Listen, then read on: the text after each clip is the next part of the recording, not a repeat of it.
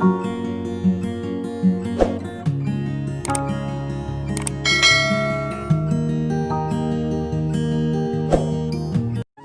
po natin yung ating Bible sa Love chapter.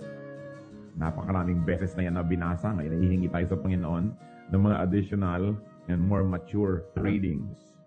Love chapter, 1 Corinthians, verse 13. Diba nakatingin pa? Parang, ano yung love chapter? Siguro, hindi nyo pa binabasa yan. 1 Corinthians chapter 13. And we will read first verses 1 to 3. 1 Corinthians 13, 1 to 3. If I speak in the tongues of men and of angels, but have not love, I am a noisy and a resounding gong or a clanging cymbal.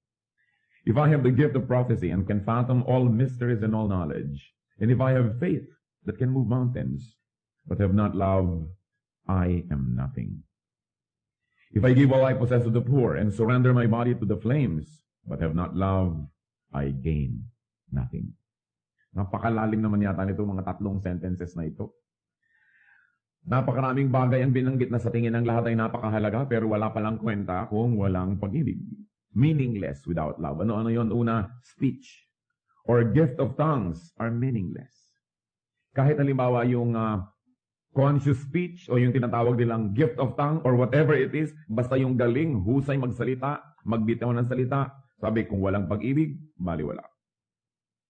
Without love, words just exalt the speaker. Without love, words can just hurt the listener. Kaya kung minsan meron tayong sinasabing masakit sa isang tao, dapat masaktan siya, magalit siya, at nasaktan na nga, pero hindi pa rin nagagalit at nagpasalamat pa kasi alam, sinabi natin, out of love. Pero pag meron tayong mga sinasabi na walang motivation ng love, hindi tempered by love, they just hurt people. O tayo lamang yung natataas. Nagmumukha lang tayo magaling, pero actually wala namang magaling na na-accomplish ang ating pagsasalita. Without love, words may be wise, but empty. Kaya yung mga magagaling manurot ng mga kasalanan ng iba, magturo ng mga pagkakamali nila, kahit nga totoo yung sinasabi nila, walang power yung sinasabi, walang success, nire-reject, nagagalit pa yung pinagsasabihan, because it is not being said out of love. Kaya titiyakin po natin na pag nagsasalita tayo sa tao, lalo pangat pinupuna natin ang kanyang mali, lalo pangat meron tayong gustong open and close quotation, itama sa kanyang buhay. Lalo pangat gusto natin magbigay ng ating mga puna, tiyakin natin na meron tayong pag-ibig doon sa tao. Na sinasabi natin yon dahil gusto natin siyang mapabuti. Hindi lang para siya pahiyain. Hindi lang para ipakitang tayo yung tama at siya yung mali. Para lang hindi ipakitang mataas tayo at siya yung mababa. Na pagka tayo may pinagalitan man o sinabihan man ng kahit anong bagay, ang dahilan pag-ibig. Kaya if we don't have love, we don't have right to criticize. Yun ang pinagkaiba ng criticism at rebuke. Yung rebuke nagmumula sa concern and love. Gano'ng karaming tao pinagsasabihan natin dahil actually gusto natin siyang ibaba o gusto natin siyang mapagalitan o gusto lang natin maipakita ang ating offense, ang ating tayo yung na-offense sa kanilang ginawa. Pero hindi naman talaga totoo sa puso natin. Gusto kasi natin siyang matuto para siya mag-improve. Kita yun ng Diyos. It is the love behind a word that empowers it. Kaya kadalasan pag sinabihan tayo ng ating girlfriend o boyfriend o kaya wife o husband o nanay o tatay, ang lakas ng influence. Kasi alam natin na mahal tayo ng tao na yun, na hindi siya magsasabi ng isang bagay na hindi naman minomotivate o pinalalakas ang kanyang pagmamahal sa atin. Kaya nga yung mga mahal natin at nagmamahal sa atin, ang laki ng influence Because we know that they're speaking out of love. Speak of love and speak out of love. Speech without love is a failure.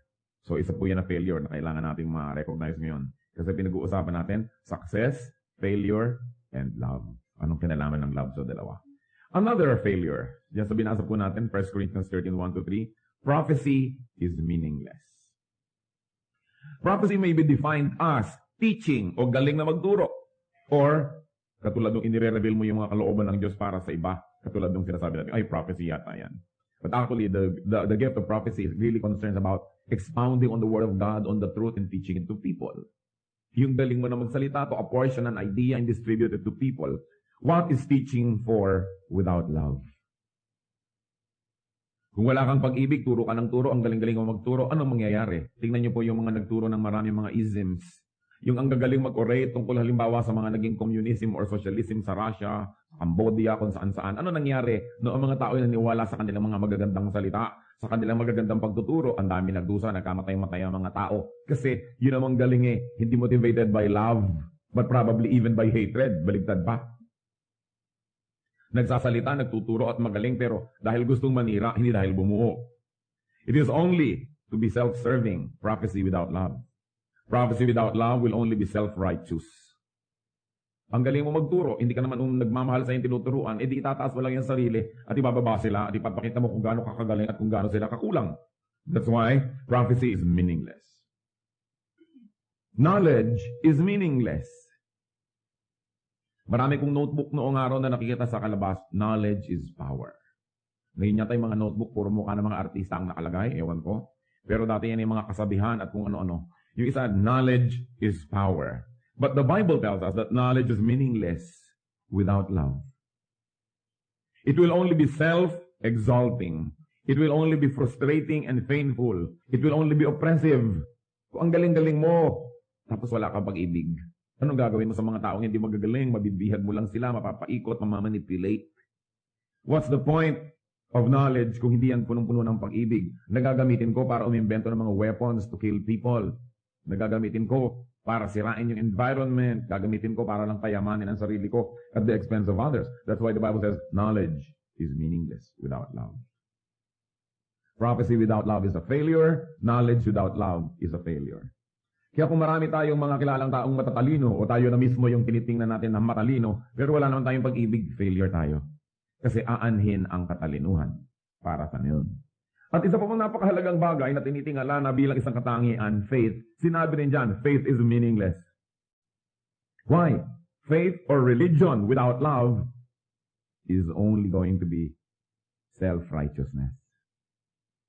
Okay, I have faith, I have religion, pero wala naman akong love, so ano mangyayari? Self-righteous lang ako. Banal ako, ikaw hindi. Makadiyos ako, ikaw hindi. So I am better than you are. Use faith to love. Faith in God, faith in God's goodness and protection and provision. Ano pa daw po yung walang kwenta? Charity is meaningless without love. Once more, ano naman ang mapapala ko na ako'y bigay ng mga pagkain sa mahihirap na gusto ko lang palang mahuli. Gusto ko lang palang malagay sa dyaryo. O kaya, worse, tulong ako ng tulong, bigay ako ng bigay para tumanaw ka ng utang na loob at makontrol kita buong buhay. Kasi nasabi, love is meaningless and charity is meaningless. It will only be self-exalting. It will only be manipulative. Charity without love is a failure. So by now, nare-review na dapat natin kung kumusta ba yung ating speech, yung ating prophecy, yung ating knowledge, yung ating faith, yung ating charity. Then what else is meaningless? According to verses 1 to 3 of 1 Corinthians 13, sacrifice without love is meaningless. Sabi niya, if I surrender my body to the flames, kahit nasunugin ko pa ang aking sarili, magtiis, magsakripisyo, pero kung wala akong pag-ibig, wala rin yun. It will only be self-serving, so sacrifice for love, sacrifice to love. What then is love? Dahil without love, these are all meaningless things. Then we've got to go back, and we've got to revisit the definition of the Bible, no? Not of the cards that you buy in the bookstores. What is the definition of love? Then we go on to read. 1 Corinthians 13, 4-7. Love is patient. Love is kind. It does not envy. It does not boast. It is not proud. It is not rude. It is not self-seeking. It is not easily angered. It gives no record of wrongs. Love does not delight in evil, but rejoices with the truth. It always protects, always trusts, always hopes, always perseveres. So ngayon natin sukatin kung ano nga ba, meron nga ba tayong pag-ibig? O mga mag-asawa o may asawa, sukatin ngayon, mahal nyo ba talaga yung asawa nyo? Yung mga may anak, yung mga magulang, mahal nyo ba talagang anak nyo? Mga anak, mahal nyo ba talaga yung mga magulang o mga kapatid? Mahal ba natin talaga yung ating mga kaibigan o nobyo o nobya o mga kasama sa trabaho o sa church, wherever? Kailangan sukatin natin yan. Sabi unang-una, love is patient. Love is not in a hurry. Kaya yung may mga magnobyo na may mga sexual desires sa isa't isa na hindi makapag-intay, hindi yan love. That is lust. Yung pinipilit ka na ngayon ha, kasi Valentine's Day. Sige na.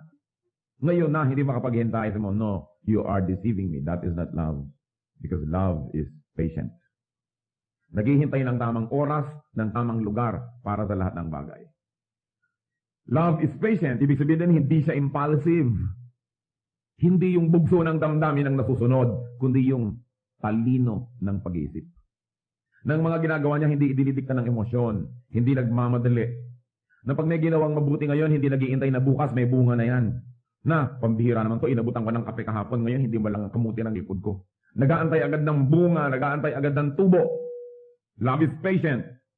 Maaring nagtatanim ng kabutihan, pero hindi bukas-bukas bubungkalin na kung tumutubo o hindi. O meron bang napala, may ganansya o wala. Love waits for growth. Love waits for fruit. Patiently. Hindi nagmamadali. Respects others people's timings and cycles and processes. Hindi natin pinapaikot ang lahat ng tao sa ating timing. Kailangan ganito ka na, kailangan ganun ka na bukas. Merong mga babae, kung mag-demand sa mga asawa, kailangan after 2 years, sa Dasmariñas Village na tayo nakatira. Kailangan ganito, kailangan ganun, kailangan ganito. Love is patient. Baka naman ang mahal nyo inyong sarili. Mabuti pa, pinakasalan nyo na lang ang sarili nyo para magtagumpay ang inyong marriage. Respect others people. Patience is success. Patience succeeds. The patient person in the end will be the successful one. Yung impatient, yan ang talo. Yan ang bigla-biglang nagdadabog, bigla-biglang naiinis, bigla-biglang sumasabog, bigla-biglang nagsasalita ng hindi tama. Yan ang mga taong laging magsisisi. Well, buong buhay walang ginagawa kundi mag-repair ng mga damage na ginagawa ng kanilang pagmamadali. Even God is patient with us. Tinuturuan tayo ng tama, bibigyan tayo ng lahat ng blessing. Pag nagkakamali tayo, pinapatawad. Napapalo ka ko minsan, dapat lang. Pero, naghihintay ang Panginoon. What else is the definition of love? Patient ba kayo doon sa sinasabi niyong I love you? One measure. Second, love is kind. Love is kind. So, ano yun? Love is kind thoughts. Thoughts. Ano bang iniisip ko tungkol dito? Sa isip pa lang, mabuti na ako sa kanya. Kasi alam niyo kung bakit dapat tayo mabuti sa isip? Kasi kung ano yung iniisip, mamaya ginagawa na natin. Ang katawan natin ay alipin lang ng ating isip. Ang ginagawa ng ating katawan ay dahil ang inisip ng ating isip. Kaya doon ang battleground. Kaya sabi sa Romans 12, be transformed by the renewing of your mind. At kung nahihirapan tayo intindihin yon sa Tagalog, ang ganda-ganda, maghunos dili. Magbagong loob. Doon sa loob dapat nangyayari. So love is kind thoughts. What thoughts do you think of your loved ones? Anong iniisip nyo? Yung mga magnobyo, pagka ikakasal, yung isa pagtayo, tatapakan yung isa para ma-dominate ko ng buong buhay. Una kong ilalabas yung pa ako sa simbahan para ako ang manalo. Thoughts pa lang, evil na eh. Anong sa talaga nyo mangyayari sa inyong marriage? Nag-uumpisa pa lang, iniisip mo na agad manalo ka, matalo siya. Love is kind thoughts. Love is kind words. What kind of words do you use to people that you profess to love? And words not when you are in a good mood, but when in bad. Siyempre, kung good mood ka, ganda yung words na lalabas eh. Pero paano kung galit ka na? Ipapaalala mo na hinango lang kita sa putik. Naging tao ka lang sa akin. Tinulungan lang kita. Marami mag-asawa, ganyan mag-usap. Loving, sweetheart, darling. Mamaya-maya nagsusumbatan. But love is kind words. What kind of words? Marami mag-asawa, ang galing-galing magpintasan, to cut each other up and to wound each other's hearts. Kaya naghihiwalay eh. Kind thoughts, kind words. Love is gentleness. Na yung soft part or soft spot ng yung mahal sa buhay, kay asawa, kay nanay, kay anak, hindi mo yun sinasaling. Parang alam mo na, may sugat yung tao bagong opera, doon mo pakakalabitin, doon mo pasusundutin ng daliri mong marumi. Di po ba? Masadista ka na nun. Pero may mga tao, pag alam nila yung weakness mo, pag galit sila sa'yo, yun ang kanilang i-attack, yung weakness mo. Evil yun, hindi yun love. Halimbawa, ayaw na ayaw mong nababanggit ang tungkol sa whatever, any weakness, yun ang ilalabas niya pag naglalabanan na kayo. That is not gentleness. So love is gentleness. Love is kind attention. Attention. What kind of attention? It's kind attention that we give to each other. And you know what? Kindness, like patience, succeeds. Ang pinaka-effective deeds are deeds of kindness. Kayo, anong naaalala niyo yung pinakamagagandang memories about people? Hindi ba yung deeds of kindness nila sa inyo? Yung kanilang pagpaparaya, pagbibigay, pagtitiis, hindi ba yun? At kung gano'n ang naaalala natin tungkol sa isang tao, hindi ba wala tayong gagawin kundi mabuti para sa kanya? Hindi ba susuklian natin ang kabutihan? Kaya ang taong mapagbigay, yung taong mabuti, yun ang talaga nagtatagumpay. Sa biglang tingin, mukha siyang talo, mukha siyang kawawa. But in the end, siya talaga yung nagtatagumpay. If you are kind, if you are patient, it looks like you lost the battle. But obviously, in the end, you will win the war. What else? Love does not envy. Love celebrates other people's triumphs and victories, possessions and all. Pero hindi, there's a lot of envy, even among couples. Pagka lumalaki na yung kita ng isa kung pareho nagtatrabaho, nagkakaingitan na. Pagka yung magkakapatid, nagkakaingitan, sa halip na matuwa ako dahil yung ate ko valedictorian at ako may bulok-totorian, galit ako. Hindi ako ate ng graduation. Hahanap ako ng mga weaknesses niya at ibabalandra ako sa buong bayan, lahat-lahat. That's envy. Many people who are supposed to love actually envy. Samantalang dapat kang matuwa. Yung kamag-anak mo, no, naging mayor, yung pinsan mo, naging beauty queen, or whatever, may tagumpay itong kapitbahay mo, yumaman yung kapitbahay mo, di mabuti. Kung hindi ka man lang niya mabigyan, at least hindi ka na niya hihingan. Hindi mabuti. Pero, the evil nature of people, actually, nalulungkot pag may nagtatagumpay. But love does not envy. Tingnan ninyo ang reviewin ng relationship with the people that you are supposed to love. Baka nagkakainggitan, nagko-competition. Yung mga professional competition ng mga magkakapatid, magpipinsan, mga mag-asawa. It's out of place. Love does not envy. Ano ba po ang sabi dyan? Love does not boast. Envy fails. Envy fails to bring satisfaction. Meron siya nung wala ako, maiinggit ako, lalo ako magiging miserable. Hindi naman ako matutulungan niyang inggit lalo lang ako masisira. That's why envy fails. And then love does not boast. Ano po ba yung pagyayabang? Boasting may consist of obvious self-exaltation, pagtataas sa sarili, o pagbababa sa iba. Pare-parehong boasting yun. Yung, bakit? Kung akong gagawa niyan, ganitong gagawin ko, ibig sabihin, mas magaling ako sa'yo, mali ka, tama ako. Kami nga sa amin, ganito kami. Ibigiting ka pa. Namimiserablehan ka lang sa buhay mo, ipapakita pa niya kung gaano kaganda yung buhay niya. So, actually boasting yun. Ang goal ng mga nagyayabang, pababain ka at pataasin ang kanilang sarili. At alam niyo kung bakit? Kasi sa kalooban ng puso niya, mababa ang pagtingin niya sa kanyang sarili.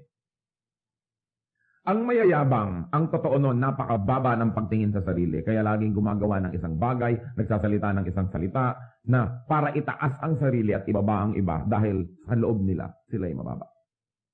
Kasi kung sa kaloob-looban mo, alam mo na mataas ka eh. Hindi dahil sa yabang, kundi alam mo naman yung facts. Na talagang mahusay ka naman, o maganda ka naman talaga. Hindi mo naman kailangan laging sabihin, kasi obvious yun eh.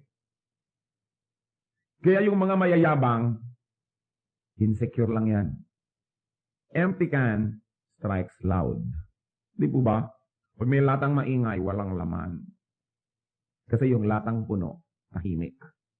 Kaya ibangga nyo, kaya ihulog nyo, tahimik. Puno eh. Yung walang laman, ang ingay. So madaling malaman, walang laman naman ito. Ano ba yan? May panalangin nga siya. Ang ingay naman ito. Yung lagi na lang, look at me, ako'y bida, ako'y ganito. Kung hindi pa sa akin, kung hindi pa sa akin. Yung ganon, yung mga insecure ng mga tao. But love does not boast. If we really love, we do not boast.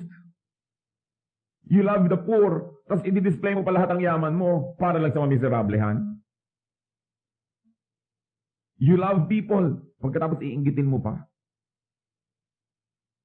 Boasting may consist of threatening others with one's absence. Boasting yun. Yung lagi nalang ipapanakot, sige, mawawala ako sa buhay mo. Tignan ko lang anong mangyari sa'yo. I'll walk out of your life. Ikaw din. Boasting. What else? Proving what harm one could inflict on another. That's boasting. Yung, sige, sinubukan niyo ako, malalaman niyo kung sino ako. Gagawa ka ngayon ng lahat ng magagawa mo para sa saktan. That's boasting. Papakita natin kung ano tayo, what harm we can do. Can you imagine how wicked people have become na ipinagayabang nila how harmful they can get? Get rid of boasting to your spouses. Sa mga may asawa, this is one major crime, yung nagyayabang kayo sa inyong asawa. Para nyo bang laging ipinapakitang, ba, kahit umalis ka, I will survive. Kata-kata ng I will survive. Ipapakita mo pa na actually mag-i-improve ang buhay ko pag nawala ka, hindi kita kailangan, this and that. Get rid of boasting to your parents. May mga anak naman, ang yabang-yabang din sa mga magulang o kaya sa kanilang mga kapatid. Tapos sa mga kaibigan, ba't pa kayo nagkaroon ng kaibigan kung iinggitin nyo lamang at lagi na lang kayo magmamataas? Di wala yun. You need fans, not friends. Boasting fails to exalt a person. Kasi ano ba yung goal? Itaas ang sarili, ang totoo, yun naman mayayabang, hindi naman talaga tumataas. Yung mga tao, pag talikod doon, ano ba yun? Hangin naman. Diba? Ang lakas ang hangin. Yung hindi niya talaga naitaas ang kanyang sarili, lalo lang siyang bumaba. Nabibigo ang kanyang ginagawa. Love is not proud. Pride can take the assume of needless self-sufficiency. Ipapakita mo sa tao na hindi mo siya kailangan. Pride yun. We need each other. We need each other. Pride can take and assume the shape of not admitting one's errors or shortcomings. Nagkamali na, ayaw pa aminin ng nagkamali. O inaamin na sa loob, ayaw pa mag-sorry. Pride yun eh.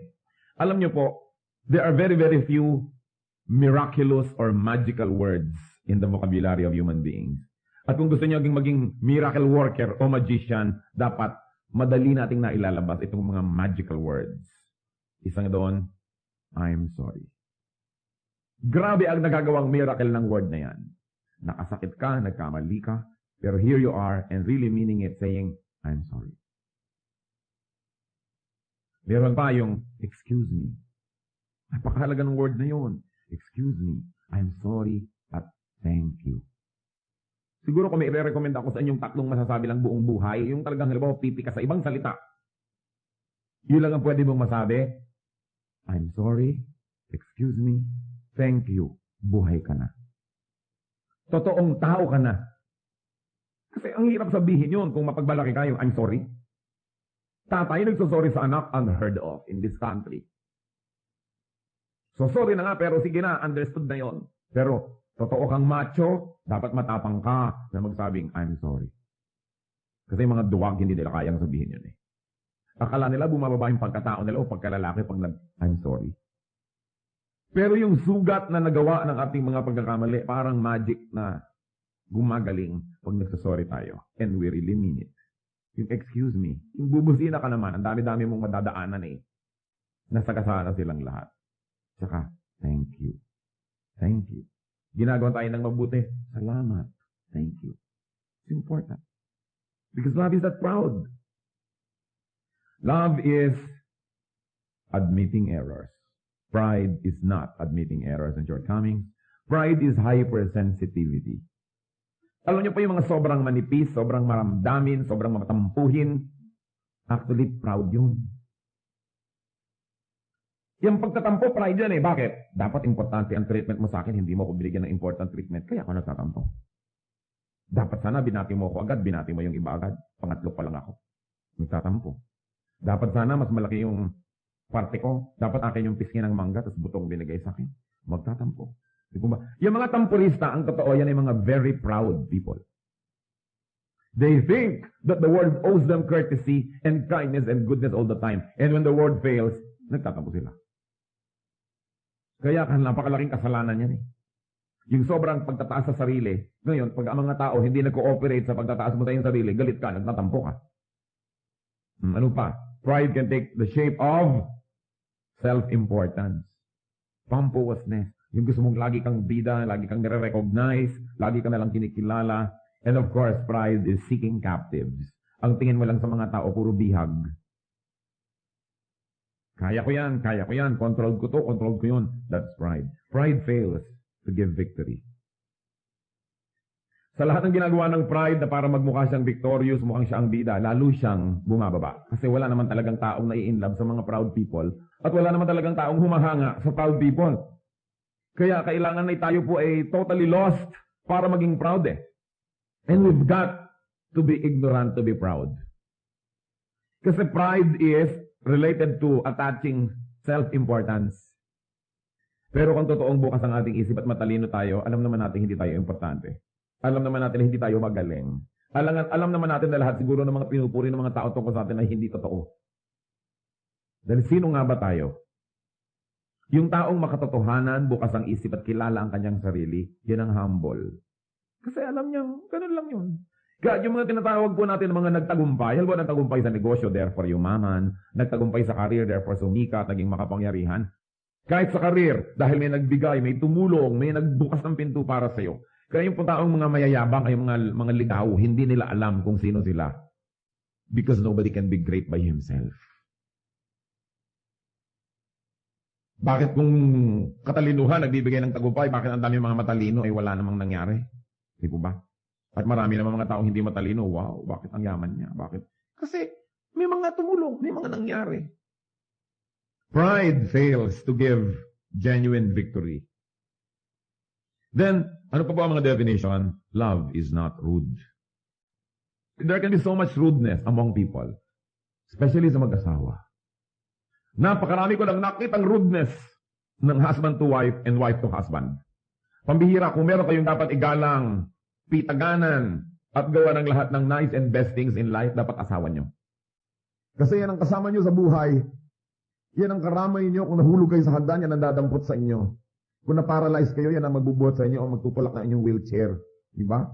Yan ang karamay-damay mo. Yan naman kung meron kayong asawa. Pero ang dami-daming mga kagaspangan ng husband to wife and wife to husband. Kasi siguro taken for granted na kahit nabastusin kita, nandiyan ka rin naman, wala ka ng choice. Kaya wala ng courtesy. Wala nang mga thank you, wala nang mga sorry, bahala ka, automatic ka na lang nandyan ka kahit anong mangyari. At alam nyo, hindi automatic, kaya marami naghihiwalay. Love is manual, it's not automatic.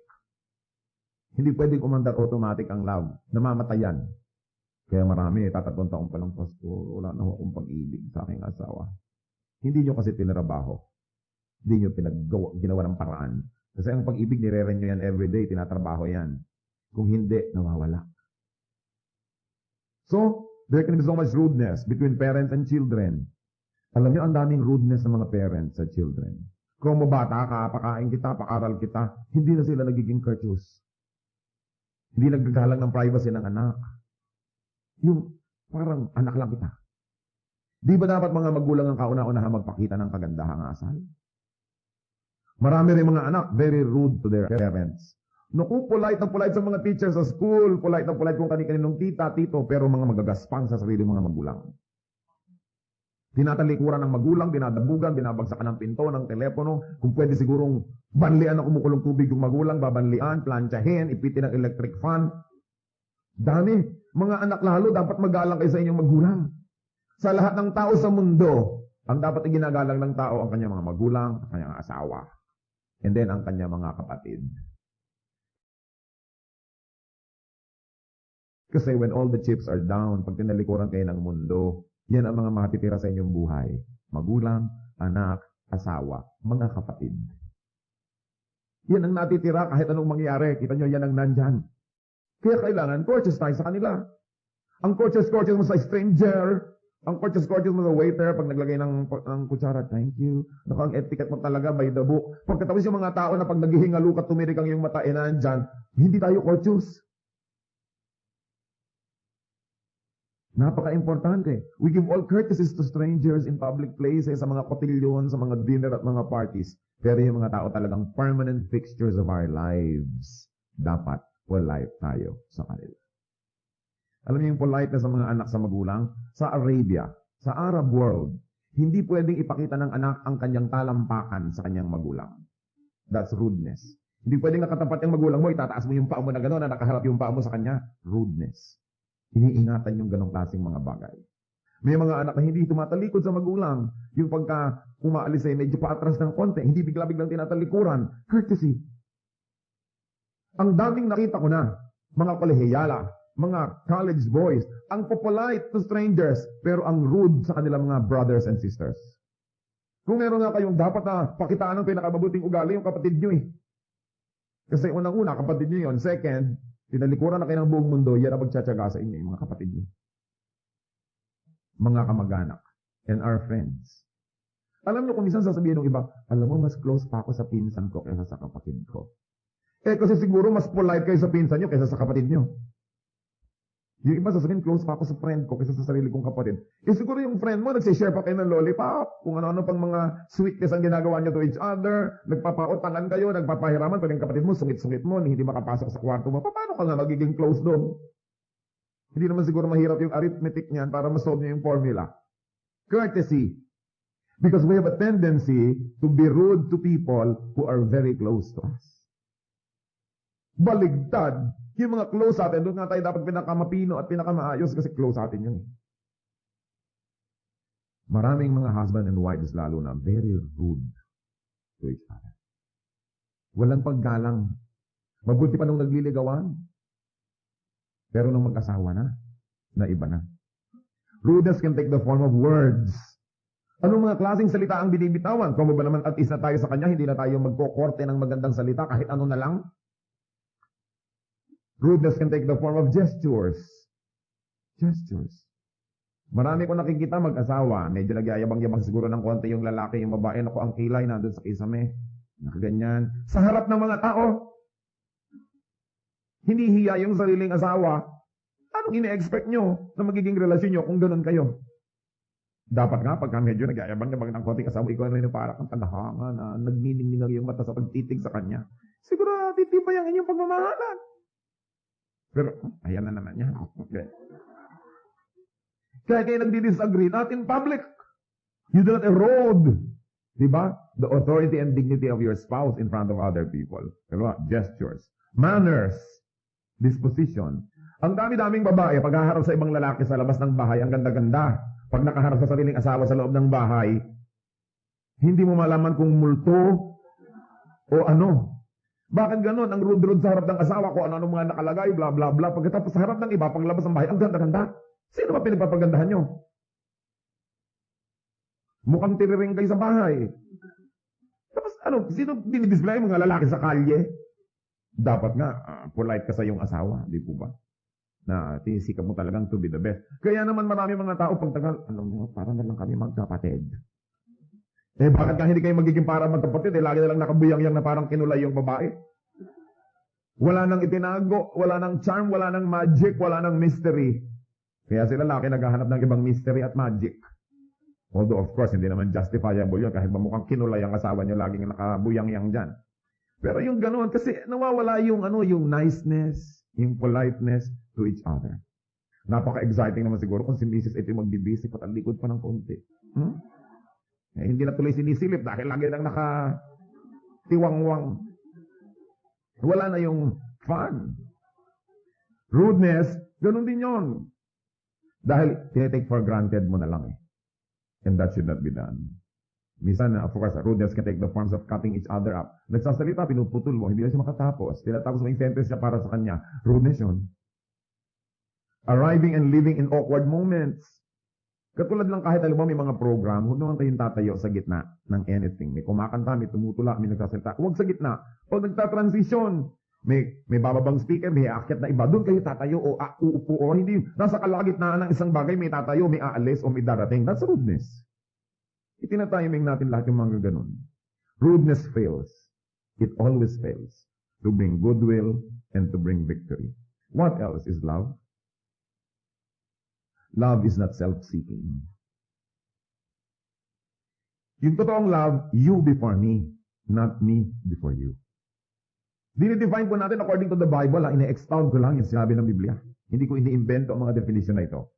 Love is not self-seeking, hindi ako muna, saka ka na. Dapat ikaw muna, bago ako. Love is not obsessed with investing for profit. Yung mga iba, hindi mo malaman kung love o investment. Gagawa ng mabuti dahil inaasahan bukas, gaganti ka, gagawa ka rin ng mabuti. Ang tunay na pag-ibig, gumagawa ka ng mabuti dahil kay mabuti, kahit pa nga ano yung gawin ng tao, pabalik sa'yo, gumagawa ka pa rin ng mabuti. Kasi kung ang ine-expect mo lang lagi ay profit, negosyo yan. Hindi yan love. Love is not self-centered but other-centered. Being self-seeking fails to give value to self. Ang tunay na halaga natin ay hindi yung halagang pinipilit nating ilagay sa ating sarili at pinipilit natin ng ibang tao sa paligid na ibigay sa atin. Ang tunay na halaga natin yung kusang ibinibigay na pagpapahalaga sa atin ng iba. Yung kusa. Hindi napilitan dahil natakot so nagbow na good morning sa'yo. Dahil natatakot lang pala sa'yo kaya ka ginu-good morningan. Pero kung hindi na, hindi ka na niya papansinin, edi wala talaga tayong halaga.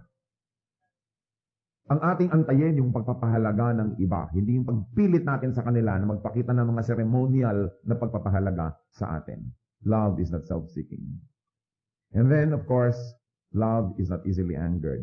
Still, we're talking about 1 Corinthians 13. Pangwalo na nga na definition natin ito kung nagbibilang kayo. Love is not easily angered. Hindi madaling magalit. It is considerate and broad-minded. Kaya siya hindi madaling magalit. Hindi lang dahil magaling siyang magtimpi. Although that is good. Na, galit na ako, pero nagtitimpi ako, so hindi ako nagmumukhang galit, pero ang totoo ay galit ako. Hindi po ba? Pero yung talagang love that is not easily angered, hindi nagmumukhang galit dahil sa loob, hindi talaga galit. Iba naman yung mukhang galit at iba naman yung talagang galit. Hindi po ba? Iba naman yung hindi naman siya mukhang galit, pero galit siya. Pero ang pinakamabuti yung hindi ka mukhang galit dahil hindi ka naman talaga galit. At nangyayari yon pag broad-minded tayo. Yung bang hindi ka binate, yung people that are easily angered, inis na ako. Inis mo ako, ininsulto ako. Pero yung broad-minded, siguro hindi ako nakita. O siguro nagmamadali. Baka pupunta sa banyo. Kaya hindi na ako napansin. O siguro baka may ulcer. Yung kung ano-ano, broad-minded ka. Hindi yung bang bibintangan mo agad yung tao na sinadya kanyang saktan. Na ang pinakamatayog niyang layunin ay yura ka lang yung dangal. May ganun, kaya ka madaling magalit kasi maruming yung isip. Galit ka agad dahil iniisip mo, sinasadya ako nito. Yung natapakan mo, bakit mo ako tinapakan? Natapakan ko ho kayo, hindi ko kayo tinapakan. Di ba? Iba yun At yun ang once mo, kita nyo ang ganda-ganda ng wikang Tagalog. Kasi walang equivalent sa ibang wika yung natapakan at tinapakan. Iba yung napatay at pinatay. Sa English, you killed her. She killed her, di ba? Sa Tagalog, napatay niya siya. Pinatay niya siya. Magkaiba. Kaya magkaiba yun. Meron naman, akala natin lagi tayong sinasadya. Kaya galit Sasabihin, bakit mo kinalimutan balin yung kailangan ko? Nakalimutan. Hindi kinalimutan. Pero nakalimutan, hindi ka naman dapat magalit. Nakalimutan Di po ba? Natapakan ka. Hindi naman tinapakan. So dapat hindi maruni ang ating isip. So that we will not be easily angered. True love is seeking the truth before making a decision. Hindi madaling magalit. Umuwi ang anak. Napagalitan po ako ng teacher. Hindi galit ka agad sa teacher. Bakit kaya? Sinunog ko lang naman po ang building. Napagalitan ako ng teacher. Ay, kaya naman pala anak ka napagalitan. Sinunog mo yung building.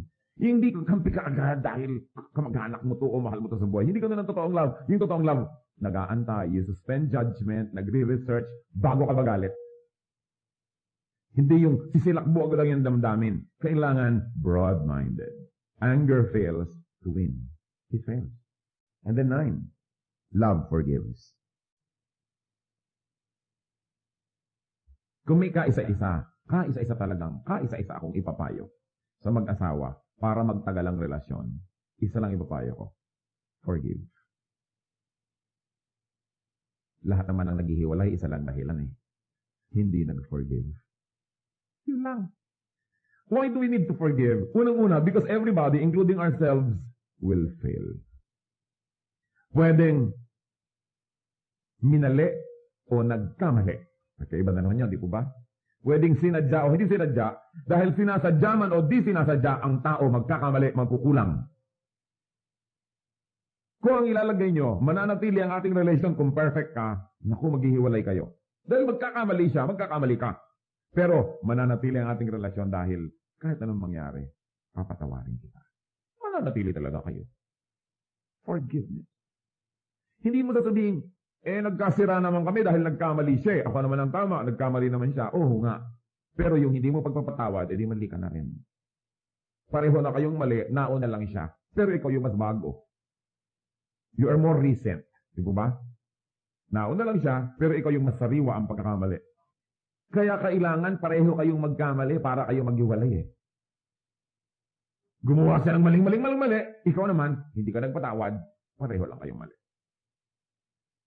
Hindi naman yan excuse para sa mga gumagawa ng mali na blackmailing nyo lagi yung mga asawa niyo, oy, magpatawad ka. Di ba? Dahil kayo rin tinuturuan, you must be kind, courteous, lahat-lahat. Itinuturo rin yun. Pero when all else fails, when nothing works anymore, there's only one thing that will be left working and effective: forgiveness. So, love forgives. Sabi, it keeps no record of wrongs. Ang ganda nga nung talinghaga. Dahil marami mga tao, they keep records of wrongs. Pagka, halimbawa, nagkamali yung asawa, ganyan-ganyan ang ginawa mo noong June 2, 1962, July 4, 1977, at December 31, 1980, ha? Ba, alam lahat.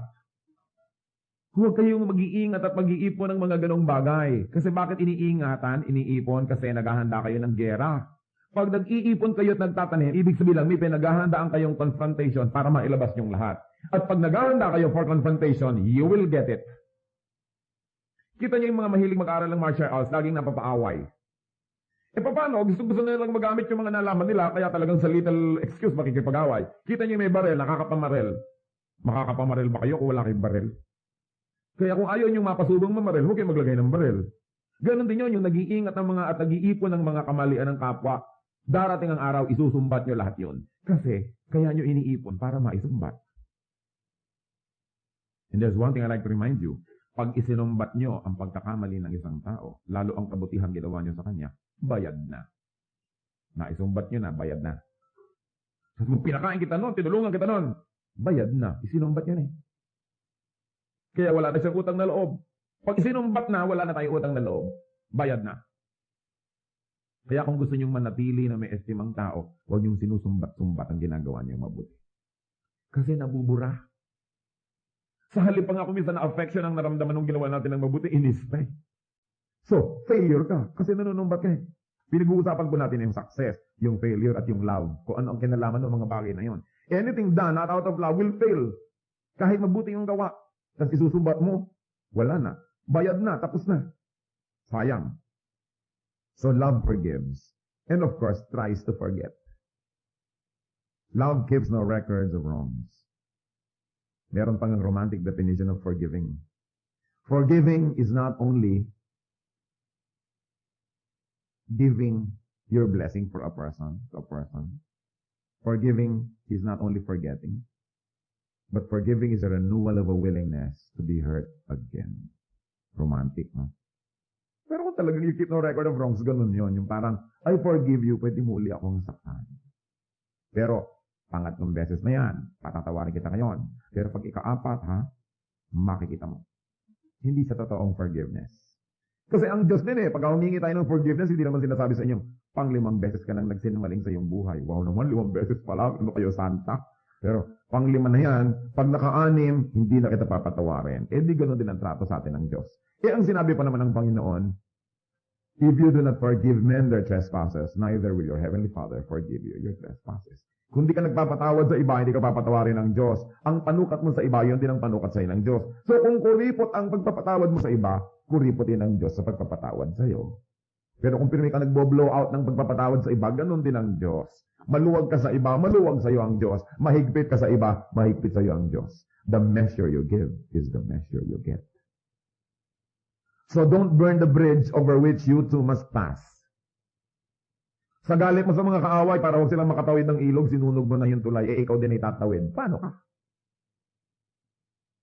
Don't destroy forgiveness in terms of other people's errors because you will also destroy it for yourself. Kaya mahalaga. Love forgives. Number 10, love does not delight in evil. Love does not delight in wrong done with loved ones, and does not delight in wrongs done by loved ones. Ang love objective, hindi siya nagpapabaya na yung object of love niya, dahil lang mahal niya, gumagawa ng mali, tinotolerate niya. Napakasama ng rapist na yan, evil siya, blah blah blah. Biglang sabi, kapatid mo yun. Baka naman, nagkamali lang. Dahil kapatid mo Alam niya naman tayo mga Pilipino. Pagka may ginawa ang tao, hindi ko ano yung ginawa, kundi sino ang gumawa. Pagka kamag-anak ko, nakukuha lang yan, siguro baka nagbilib lang ang isip. Maliwanag na ngayon, no? Pero pag iba, masama siya ay halimaw. Pagka kamag-anak natin, mal-adjusted lang kasi. Alam niyo naman, pag anak ng iba, bobo. Pagka anak natin, slow learner. Ano kayang pinagkaiba nun, di ba? Pagbalat ng iba, galis. Pagbalat ng anak ko, allergy. Ba? Grabe naman. Ganon ang mga tao. Napaka-biased. Pag anak ng iba, baluga, negra. Pag anak ko, exotic. Bias kasi tayo. Kailangan iniisip natin, ano ba talaga ang takbo ng utak ko? Bakit ganon? Napaka-bias natin. Pero sabi, love does not delight in evil. Wrong is wrong kahit sino ang gumawa. Yan ang tunay na love. At alam niyo pa kung anong definition ng tunay na love? You don't do something wrong together. Kaya yung mga magkerida, I love you, hindi yung totoo. Kasi gumagawa kayo ng mali, sinisira niyo ang kaluluwa ng isa't isa. Ano yung love doon? Yung mga magnobyo hindi pa kasal ay nagsisex and everything because I love you, hindi yun totoo. Because you are destroying each other. Because love does not rejoice at wrong. Kaya yung mga lalaking pinipilit yung babae, halika na, sumama ka na sa akin. Dahil mahal na mahal kita. Mahal mo pala, pwede gawin natin ang tama. Yung mga nobyang pilit ng pilit sa mga lalaki, sige na, halika na. Sasabihin mo dapat lalaki, ikalam mo ang aking puri. Kung talagang mahal mo ako. Dahil yung talagang pagmamahal does not rejoice at wrong. So nakita niyo na paano natin tinatrato yung mga mahal natin sa buhay pagka silang gumagawa ng mali, cute. Pagka iba, wrong. Dapat malinaw yung ating standard. Love places truth and righteousness above emotion, above affection. Ang mga magulang, number one guilty dyan. Pag anak na nilang gumagawa ng mali, anak ko talaga namang nagniningning ang mata nila sa paghanga. Smart talaga ang anak ko. Sinasaksak na pala yung katulong talagang anak ko, marunong ng self-defense. Pagka anak ng may anak ang malakas kumain, patay gutom. Pag anak niya, may gana. Biases. Kaya kailangan iniisip po natin, ano nga ba talaga ang aking klaseng love? Of course, another definition, love rejoices with the truth. The truth may hurt, the truth may temporarily be disadvantageous, but love rejoices with the truth. Another definition, love always protects. Therefore, yung kabaligtaran, love does not assault. You protect. May asawa ka, pinoprotect mo. Pinipintasan na ng kung sino-sino, kaya ng nanay mo, ng iyong mga kapatid. Asawa mo yun, protect mo yun. Hindi sa harap ng ibang tao, ikaw pa yung nanghihiya, ikaw pa yung nanlalait. Baligtad, imbes maging protected, ikaw pa yung susugod. That's wrong. It's not love. Love protects. Love always trusts. Nagtitiwala. Hindi lagi na lang umaandar ang mga James Bond mind. Lagi na lang nagdududa. Lalo yung mga selosa. Alam nyo, impyernong magkaroon ng asawang selosa o seloso. And I know of so many cases na hindi kayo maniniwala na ginagawa ng mga nagseselos na asawa.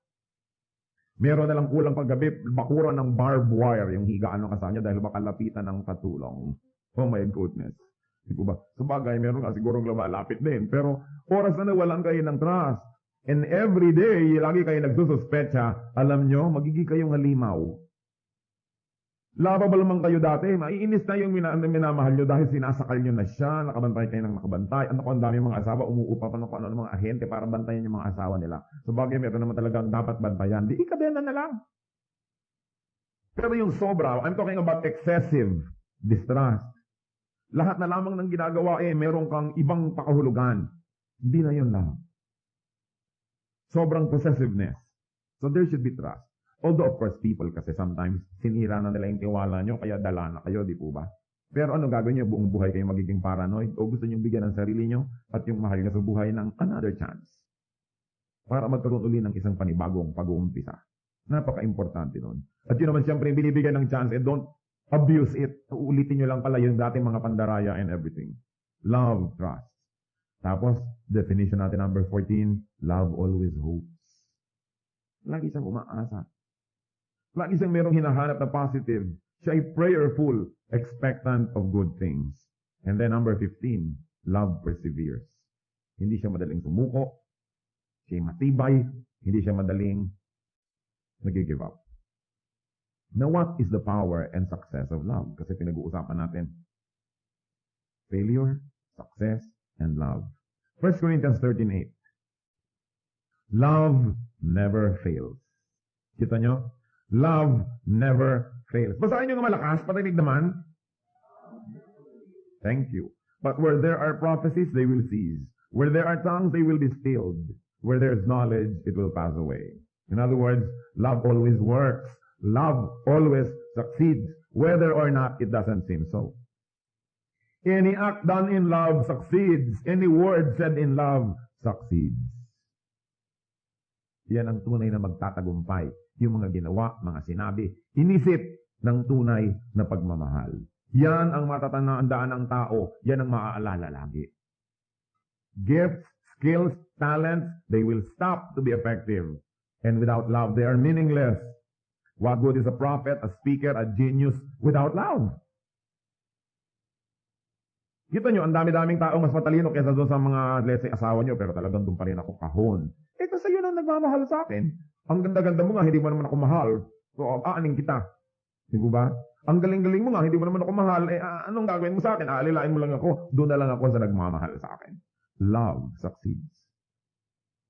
Love is attractive. You know, ang mga tao, kung ano ginagawa nila para maging attractive. Pero you want to be attractive? Yung pinagkukumpulan kayo ng mga tao, laging gusto kayong nando, lagi kayong imbitado, lagi kayong hinahanap. Love people. Yan ang tunay na attractive quality. Pero talagang yung tunay na malalim na attraction, you want to be really attractive, be loving. It's good to be beautiful, but what is good will soon become permanently beautiful. Kailangan good tayo, then we become beautiful and attractive.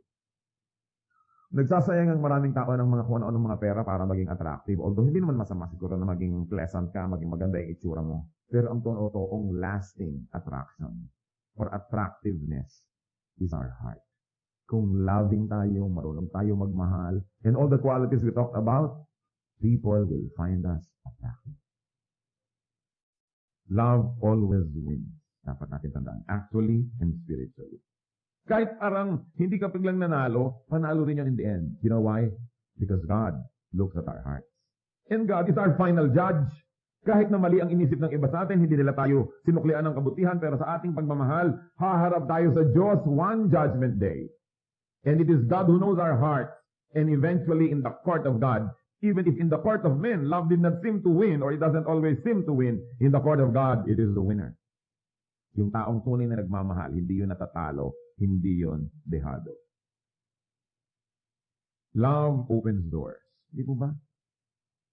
Love breaks walls. Love builds bridges. Love inspires, nurtures, and brings out the best in others. Love beautifies. Kaya kung minsan mo, in love ka siguro, no? Ang ganda-ganda mo. Love beautifies. Love edifies, and love gives life and zest. Ibibigay ng gana. So talagang love is powerful. Yung iba, gusto nila maging military general, maging president ng kumpanya, gusto nila maging ganito, maging ganon, para maging powerful. But he who loves is the one who is truly powerful. Kasi pag mahal natin yung tao, di ba, ibibigay mo yung dugo mo, ibibigay mo yung abdo mo, ibibigay mo yung lahat, dahil mahal mo siya eh.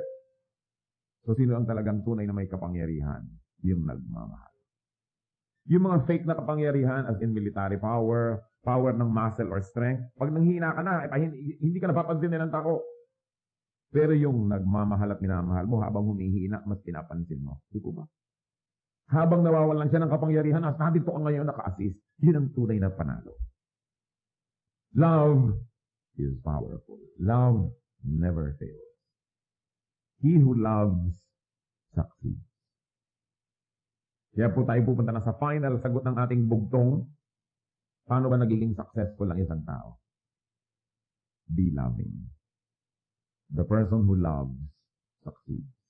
Because love, according to the unchangeable Word of God, the wise Word of God, sabi, love never fails. Kahit naiintindihan natin yan ng buo o only partially, paniwalaan yun sa salita ng Diyos. Love never fails. Christians are loved by God, therefore Christians are to be people of love. Yun ang dapat matandaan sa atin. Hindi yung, wow, ang galing naman ng doctrine yan. Kasi hindi naman loving. Anong gagawin mo? Magiging ka lamang self-righteous. Although okay naman na maganda yung doctrine, but without love, it's nothing. Kung may matatandaan po ang tao sa atin, pinakamaganda, tayo marunong magmahal. Hindi lang matalino yan, maganda yan, galing yan. Dapat marunong tayong magmahal. And remember, in review, love is patient, it is kind, it is not envious, not boastful, not proud, not rude, not self-seeking, not easily angered. Love does not keep a record of wrongs. It doesn't delight in evil. It rejoices with the truth. It protects, it trusts, it hopes, it perseveres. Love never fails. Be a successful person. Success.